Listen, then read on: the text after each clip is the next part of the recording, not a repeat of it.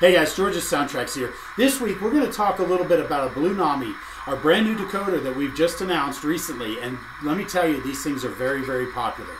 But today we're going to talk a little bit about naming it. So how do we know which Blunami we're talking to when we select it in the app? So let's get started.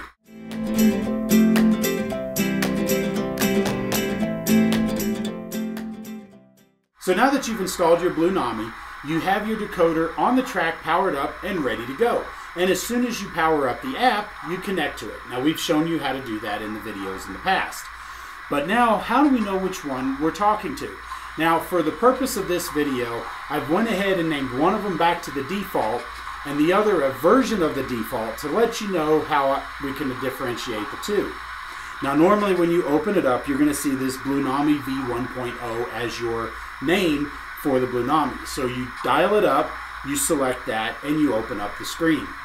Now in this case, I've also renamed this Locomotive as Blunami Regular, so again we know which one we're talking about, so we can go ahead and change the name. So to do this, we're simply going to go into Standard Control, and this is going to open up our control panel. Now this is where we can blow our whistle and ring the bell. Now you're seeing on the screen it just says Blunami, so at this point we're talking to our steam locomotive. Then we hit this arrow button here, we can go over to the Blunami V1.0, the default here in this Milwaukee Road.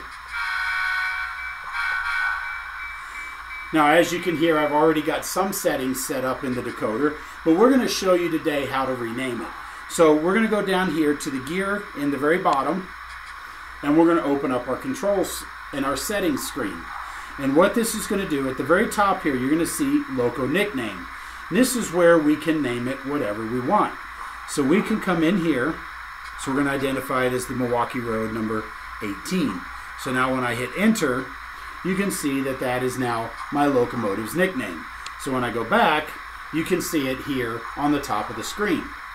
Now this way I can quickly identify this locomotive as the Milwaukee Road number 18. Now when we go back over here to the steam locomotive, and again we're going to do the same thing. We're going to click our gear, we're going to come up here, and we're going to rename it. Now in this particular case, we're going to show you a neat little trick that you can use to make sure that your locos are identified for you. So in this case, we're going to do a Missouri Pacific number 14, or I'm sorry, number 1460. Now, if we want to identify this as ours, we can simply go in here, oops, put a dash, and then now we can type in my name, George. So now when I save it, when we go back, you can see that Mopac number 1460 with my name is there written. So that way, if you're in a club environment and you have your locomotives on the track, this way somebody can see if it's your locomotive. Now one other thing I do want to point out is when we are at home, I cannot connect to this from any other app. It may see it, but it can't connect because it's connected right here.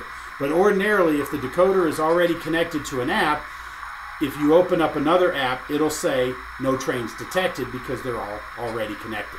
So here on my iPhone here, I'm going to go ahead and click the Blunami app, and you can see that none of the locomotives are pulling up, no trains detected. The reason is because they're already connected, so there's no idle locomotives ready to detect. Now if I disconnected, for example, the Mopac 1460, you'll see that now a new locomotive has appeared, so I can connect.